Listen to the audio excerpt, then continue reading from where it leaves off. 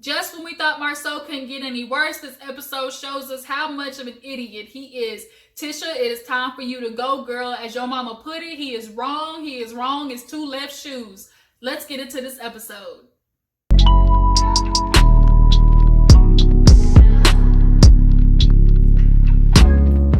What's up, you guys? Your girl Gigi is back. We're here to talk about Love and Marriage Huntsville. Honestly, these episodes just keep getting worse and worse, which is better and better for us as viewers. But the things that these women have to go through with their husbands is just like, they really need Jesus. So we're going to talk about this episode, but if this is your first time tuning into your girl, let me welcome you to Big What's Up. Go ahead and hit that subscribe button, okay, so you can join the fam. Hit that bell for notifications so you can also know my other uploads come up as well. So let's not waste no time, you guys. We're going to get into this episode of Love and Marriage Huntsville. Honestly, I can't, like, Martell, you're not even that cute. Like, you think because you became this all-star in college that this just gave you, like, all liberty to treat Melody like shit, but it doesn't. So basically the episode opens up with Mel, you know, in her room, and she's going over some divorce stuff, and Martell thinks he wants to come in and do this little small gesture by giving her some, you know, breakfast in bed. He thinks that's just, you know, gonna be another step to making him, you know, not be an asshole that he is. But, you know, he basically offers her up the basic breakfast, eggs, bacon, strawberries, you know, a little bit of the works. But Melody was not fazed by it. She basically looked at it as food because she's pregnant, so anything she could eat, you know, she cool with. So Martell's asking, you know, well, who were you just on the phone with? And she was like, oh, you know, just my attorney. And he's like, attorney? She's like, yeah, I had to discuss with him, you know, things about child custody agreements. And Martell obviously is thrown off by this idea because he's like, why do you need to talk about child custody agreement? And she's like, well, to let you know, I've already talked to a divorce lawyer and, you know, this is the next step. I need to make sure I have my options open. And he wants to get pissed off in his confessional talking about, oh, you know, Melody, she always does this. She always ruins a good moment. I wanted this to be about, you know, me just doing something nice for her, but she just can't let it be. Like, you feel like because you do all this stuff, like, she's just supposed to accept it. And it don't work like that, Martell. Like, where in your head did this idea come from? Like, I get to do whatever I want because I did something nice for you. It's just gonna erase all the fuck shit I did. And it don't work that way. Humpty Dumpty sat on a wall, egghead looking ass. So now he is talking about, oh, you know, you need to not talk about divorce. Like, don't even talk to me like that. And she's like, how am I talking to you, Martell Holt? He's like that. Like, why are you bringing up divorce? Like, you need to go ahead and, you know, give him your money back. That ain't happening. And so he wants to go into this big spiel, big speech of why they don't need a divorce, how he loves her. He's gonna, you know, surpass her expectations. He promises to, you know, make sure he does everything to keep their family together. And for her, it's just all words because Melody's heard all this stuff before. She needs actions, Martell, actions. You know how to speak a good game, but you're not, you know, following it up, okay?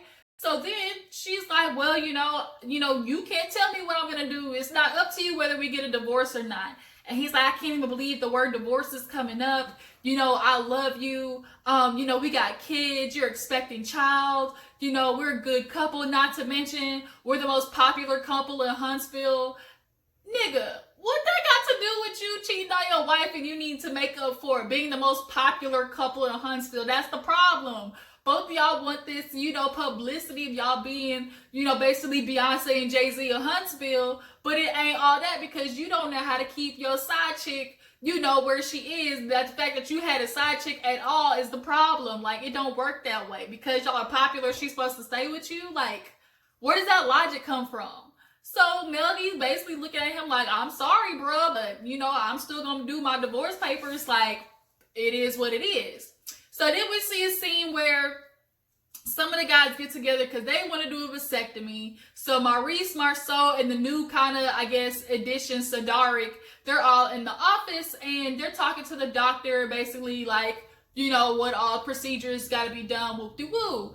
And he's basically asking them if they're sure this is what they want to do because granted the procedure's only 10 minutes, it's going to be 10 grand to reverse.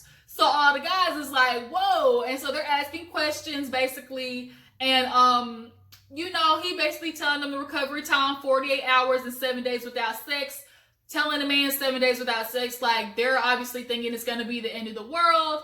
But after that, they all get their little exams to make sure all their anatomies are correct and things are all right and looking good. So, you know, they're going to have the surgery set up a couple of days later. So in the meantime, we see Tish. We all know Tish has this insecurity with her speech. Now, if I were to see Tish like out in the open and talk to her, I wouldn't think that she had just this huge speech impediment that she's making it seem. But I think because, you know, it's her own thing, it's her own insecurity, it's a lot, you know, more intense to her than it might be to other people. So she goes to the speech therapist, and then all of a sudden, it became a therapy session. It came more or less about her speech and more about her relationship and how, you know, she feels with, you know, speaking the way she does. And the therapist had to tell her, like, you know, it's not necessarily, you know, you having a bad speech problem. You know, it's the region you come from. Everybody, like, wherever you are, the South, the North, like, you develop accents, you develop way you speak because of the region you are. So, she liked to call it, for lack of a better term, a lazy tongue. You know, Marceau used to point out she has a lazy tongue. Now, I'm familiar with that because I had a younger brother who actually, you know, took a while to get his, you know, dialect correct and his, you know, being specific on how to enunciate the words, because he did have this thing called a lazy tongue. But now he's older and, like, he grew up into how to speak correctly. So Tish is kind of saying, like, you know, she's insecure. She always, you know, correlates her speaking to her intelligence, which is why she's quiet a lot of the times. And I think this also has a lot to do with the reason why she stays with Marceau, out of this huge insecurity that, you know, he gets me. I mean, he might make fun of my tongue, but somebody else at least won't think I'm stupid, basically. So the therapist basically like, look, this is just stuff we'll have to correct, but don't, like, let this affect you as wise to thinking like you're not smart or anything. They don't go together. So Tish had to realize, like, maybe she's just being too hard on herself, which you are, Tish. Like, you put this pressure on yourself, I think a lot to do with Marceau. You always got to please your husband, and it ain't getting you nowhere, as you can see. So speaking of Marceau, it's time for them to get their vasectomy done, their balls snipped, as we could like to say. So him, Maurice and Cedric are at the office. It's time for them to get the little snip. And I think Marceau goes first. So Marceau, he is whining like a little bitch on the table, but the way his legs were spread was almost as if it was an OBGYN visit. Like, they had the little feet pedals up and everything. Feet was all wide. But he went in there a couple of seconds. It was like in and out. So then Maurice comes in. He's looking at it as if it's cool. He got his phone out, videotaping. The doctor's like, you can see the vein right here. Like, Maurice took it like a champ. And then we didn't even see Cedric. I don't know where the hell he was. I guess he was in a different office while it was getting done to them or whatever. So it's recovery time. We see Maurice. We jump to Maurice's scene where he's laying in bed. And Kimmy comes in out of nowhere. She is, you know, senorita, like hot caliente, with this little naughty nurse outfit on. And so look at Kimmy go. Like, she was trying to spice it up, but he can't do nothing about it because he can't have no action for 7 days. So basically, she's taunting him at this moment. I don't care what anybody say, y'all. I love Kimmy and Maurice's relationship. When Maurice is not effing it up trying to please Kiowa, they have a very good relationship. But nonetheless, he's sitting there talking, and she's just like saying how she wants to do something nice for him since, you know, they've just been arguing a lot lately. So this is kind of her way of trying to, like, you know, ease them back into their, you know, back to their couple routine. So obviously he's not liking the reason he's got all this sexy in front of him and can't do nothing about it. So she's like, I got another nurse outfit, you know, I got a black one that I can get. He was trying to get it on and popping. Boy, don't bust that vein down there and bleed out in your own bed. Boy, Maurice, don't you do that. So now he's talking about, I got the 790 rule. You know, we can't do it 7 days, but we gonna do it 90 after that. I was like, that's a little bit too much. No, you really gonna bleed out on the bed if you bust a nut. Like, that whole thing gonna bleed out. The doctor said, be careful. You know, that stuff is serious. Got all that blood rush down into there, and it's over, Maurice. It ain't even about kids no more. It's about whether the fact that you gonna have a dick left after that. So then we see Marceau's recovery. Oh my God, y'all, I really can't stand Marceau. I can't. Like, I'm ready for Tisha to burn his ass at the stake at this moment. He's in the bed, putting Miss Wanda to work, talking about, can you give me the cookies? Acting like a real whiny bitch. And she in there like, I'm not getting you a goddamn thing but this water. And she walks in there, and Marceau hasn't told her what the real surgery was. So she's just coming in there, you know, knowing he has recovery. And she's like, oh, you know, talking about Tisha. And speaking of Tisha, she walks in, you know, for work. And Miss Wanda was like, oh, good, you're home. Now you can take care of your husband while he's recovering. And she's like, recovering? He's like, yeah, you know, I got that thing done. And he tried to, like, just make it seem like, oh, that thing, like, just real flippantly throw it out there that you got your balls snipped. And so then she was like, hold on, you got the vasectomy? And he's like, yeah, you know, because we were talking about it. And so she immediately gets annoyed because y'all maybe talked about it and, you know, in just comment, you know, just throwing stuff out there in conversation, but it wasn't like a serious for sure thing that y'all had decided. So now Miss Wanda's like, hold on, wait a minute, how you gonna do this? And I don't even think she called it the right thing. She called it like a vitrectomy or something like that. Y'all, Miss Wanda is everything. So they had to kick her out because she was getting in the middle of their business. So then Tisha sits down and was like, Marceau, like, are you serious? Like, why didn't you tell me this was happening? He's like, well, you know, we were talking about it. You know, I told you. And she's like, no, you didn't. So then she starts asking questions. Finally, Tisha starts asking questions, but she don't be asking the right ones. Because first she asks, okay, well, you know, who took you? He's like, Martell. And she's like, Martell? And he's like, yeah, you know, I had somebody drive me. So she's like, well, then who brought you home? He's like, not my wife. Excuse me? I'm gonna need you to run that back, Marceau. Who brought you home? Tisha, you should have ran up on that couch at whatever bed and split him wide open with that response, because he too sarcastic for his egghead shape behind him. And Martell got the same dented ass heads, and they be feeling way too bold for the way they look. So now Tisha is moving on to like, here, Marceau, here we go again. I'm starting to have issue with you. At her confessional, she's starting to admit some of the stuff that had been going on. She admitted, you know, their communication has been off lately. For the past 3 months, there's kind of been a little bit of distance. So this isn't nothing, you know, foreign to her. The fact that he's just off doing stuff, you know, without consulting her. So now he feels like, oh, you know, this isn't a big deal. She's like, well, how would you feel if I, you know, went off and did something? He's like, oh, if you got your tubes tied. He said, oh, you might have got a present. Like, it wasn't funny. But what was really interesting to me was how he was at the doctor's office and then tried to put it like, oh, you know, getting a vasectomy will be good for both of us, me and Tisha. You know, I got a lot of work, and, you know, Tisha can't handle any more kids right now. Tisha can't handle any more kids right now? Or should it be we can't handle any more kids right now? The fact that Tisha can't goes to show how he feels about this situation. It's all Tisha and the kids. Tisha's the only person who's supposed to take care of the kids. Marceau, go to hell. And so now they in there arguing because Tisha has to point out like the issues they've been having. She's like, you know, I haven't said anything, but, you know, we need to really discuss what the issue is here. You know, Marceau, you don't tell me nothing. You know, I have to deal with this on top of the rumors of you out there cheating. So how am I supposed to feel when you want to say you're out there working late? And, you know, that's all I'm hearing from you. And in return, I do everything for you, take care of the kids, come home, work, and then take care of you. And then I get nothing in return.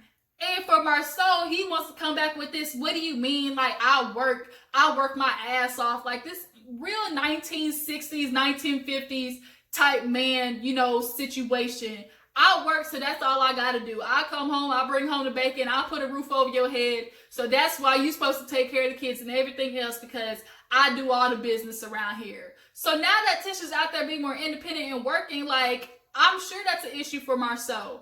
But then she's like, okay, it's not just about that. Like, it's about affection, making your wife feel special. And she's like, you know, a couple of months ago, I asked you, you know, Marceau, I simply like flowers. I haven't even got a flower, a tulip, a rose, a gardenia, anything. And he's like, there's a such thing as flowers in the mortgage. ugh. Like, Marceau, bro, like, you really cannot be this much of a dick. Like, flowers, decent flowers at the most, you know, maybe $25, $30.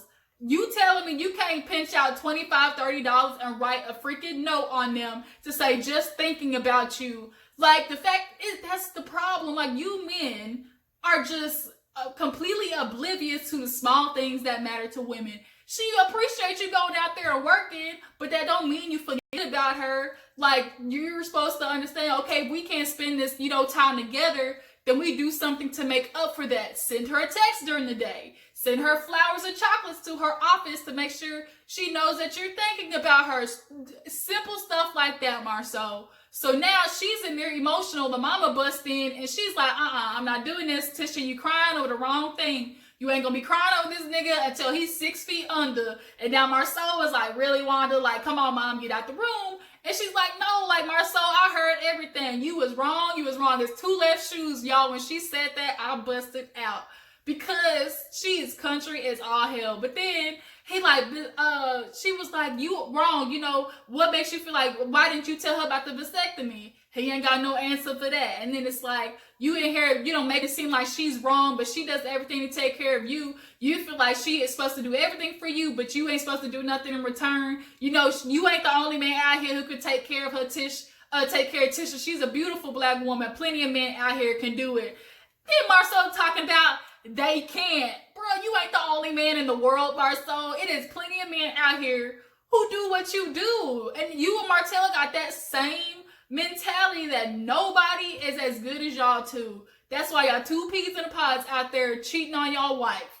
So now Tisha's out because the mama ain't having it no more. And she's having a real conversation, you know, with the mama. The mama's telling her, like, Tisha, like, enough is enough. Like, are you happy in this marriage? Don't stay in a place that you're not happy with. And, you know, she's crying over, you know, I do all this stuff. I forget who I am. You know, I don't even have time to go with my girlfriends, but I come home, cook, you know, make sure the kids are okay. You know, Marceau ain't even home for, like, family dinner. He don't play games with the kids. Like, none of that stuff, because he feels like, oh, you know, a working business. We got business. You know, I'm out building a house. You know, you don't understand that, Tish. Like, Marceau, as she said, what happens if you lose the very thing you're working for? Because they're basically, you know, they're leftovers. They're chopped liver. Everything else comes before them. So then the mama's like, look, like, Tisha, you can do better. Don't stay in the big house just because you got this big house and you're lonely and you all messed up, you know, in it. So this is, it's crazy how opposite Tish is from her mama. Like, where did that, like, drop happen? Because, Tisha, your mama got all the juice for Marceau, and you got nothing for him. Like, he easily manipulates you and make you feel like you crazy, as you said, for just wanting some goddamn flowers. It be people on the side of the street who sell 3-pack of roses for $5. Like, really, Marceau? Like, miss me with that BS. So then we get to see, what's his name? Martell, his egghead behind, meets the Dark for lunch. So he's talking to Sadar because now another issue has popped up. The day that him and Melody, the day he tried to give her breakfast and stuff, they got into a little argument, I guess when the cameras left for the divorce papers and all that type of stuff. So he said he went out to this club called The Hideaway. That's strike number 1. Anything called The Hideaway ain't no good. So then strike 2 comes because he said, told Sadar, oh, it got back to Melody that I was talking to a woman at the club, but it wasn't what it was. He's like, all of a sudden, you know, I see Melody get off the phone and I'm ducking and dodging shoes. He got to play dodgeball because she want to throw everything in the house at him. And he's like, I don't know what's going on. Apparently, it got back to her, you know, he might have left the club with a woman, like a whole storyline. And he's like, that's not even what happened. Yes, a woman came up to me in the club, but it was only about business. Now, unfortunately, Martell, you don't get the benefit of the doubt anymore because now we know what you do with women and what women are used, like what you use women for, which is a confidence boost. You might have been, but just I'll give you the benefit of the doubt this one time. You might have been talking about business. But the point is, you like to flirt and you like to think women are all about you. So the woman was probably leaning in and smiling and you were grinning, because at the end of the day, you like any attention that you get from a woman. So then Sadark asked questions like, well, are you sure you didn't leave? Like, why would somebody just randomly come up with the fact that you left the club with a woman? And he's like, I don't know. Like, nigga, you know. So then he's like, of course, goes into how Melody posts on social media, how that's a problem. He likes their stuff to stay in the household, whoop-de-woo. So Sadar gives him the advice, well, maybe you need to reach back at Melody the way she talks to you, which is through social media. And at this moment, Martell knew he fucked up. Like, so Martell, like, bruh. Like, really? Your pedestal that you stand on is built of nothing of glass, shattered to pieces. Like, you and your high horse, bruh. So now he's at his mama's house, and at the same time, Melody's at the office. He's talking to his mama, and the mama asks him about the social media post, and he's like, well, how do you know about that? I'm sure somebody went back and told his mom, but the messed up stuff your son is doing. So basically, he's talking to his mom about what happened. He feels like he needs to post something because he's tired of Melody always getting her side out there. I've let, Melody talk about her side enough. No, regardless of sides, Martell, the point is, on your side, you cheated. Point blank, period. That's it. Like, there's nothing else to it. You cheated. So now he wants to make this post. I'm a paraphrase, but basically it's like, women, you should treat your good man like the king that he is. Don't wait till he mess up to fulfill his requirements, as if it was a job, like requirements. If you got a good man who don't drink, smoke, take you to church and, gives you the life, the cars and, takes care of kids, all types of stuff. Like, really, basically boasting himself up. At the end of the day, that post was to make himself look better. And that's what the friend on the phone was telling Melody. Because Melody is balling at this point at the office, talking about, I've been a good wife to Martell. I know I've been a good wife to him. And, the friend is saying, like, look, we all know you have. You build a company with that man. You take care of his kids. Like, now he's just basically out here trying to make himself look better. No matter how bad you try to make Melody look, it's just gonna bounce back on you, Martell. So now the mama's looking at him like, you damn fool. Like, are you serious? The mama was not playing with Martell at this moment. I was glad to see her getting in his behind. So she straight up asked good questions. Okay, this woman, you just gonna mess up your family, Martell? You just gonna mess up your family? So this girl, this your friend, are you gonna marry her? And he's like, no. He's like, well, she's like, well, are you in love with her? He's like, I'm not in love with her. And it's the way that you said it, like, I'm not in love with her. You love her. Like, you do. You've been with that woman for 3 years. You was not getting ready to say that you don't have no type of feelings, intense feelings for that woman. So now, the mom was just disappointed. She's like, Martell, you cheating? And he's like, no. She's like, you lying. I can tell you lying. He's like, what? He's like, how you know? Like, the fact that you said how you know, like, bruh, just blow up all your spot. And she's like, I know you still cheating, or this stuff wouldn't be happening right now. And the mama was giving him all the business, and I was here for it. The mamas this season, yes, everything. A+ on Wanda, A+ on Martell's mama. I don't know her name.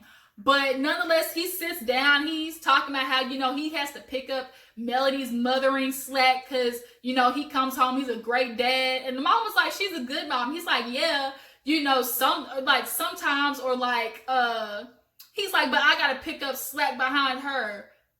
That's called parenting. Like, you want a cookie? Like, do you need a gold star to do the stuff that you're supposed to do, Martell? Like, bruh, you're supposed to be a dad. Like, you're supposed to take care of your kids. Like, the problem is you always want accolades. And the fact is you have more of a problem now because Melody gets all the spotlight. You want the spotlight, but unfortunately your wife has stole it from you. Now, what she really about to do is mess you over because Melody was back at the office separating herself from Holt Industries. She called an office meeting. She told them people, look, I am, separating myself. The employees were worried. They were like, well, shoot, is Martell got to know what to do? She said, not my problem. And so the people was like, oh man. So at least she wasn't like dirty. She told them like, look, I got some plans in the action, you know, and once spots open up, y'all are welcome to jump ship and come over here and work for me. I said, thank you, man. Like, at least Melody is not that bad of a person to where like she just gonna F over her employees too as much as she mess over Martell. So then the episode basically ends with her saying like, calling her divorce lawyer and saying she's ready to get the process started. Y'all, this definitely was a good episode. It gave us the most insight about the couples. And this season actually is going to end with a 2-part reunion. So I can't wait for that. Y'all tell me what you think about the episode. Drop down in the comments and tell me what y'all thought about Martell's Instagram post. And y'all tell me what you think about Marcel and Tisha's relationship. Don't forget to follow me on Twitter at ggdoll0321. Y'all like this video and subscribe to my channel, and I'll catch you guys on the flip side. Deuces.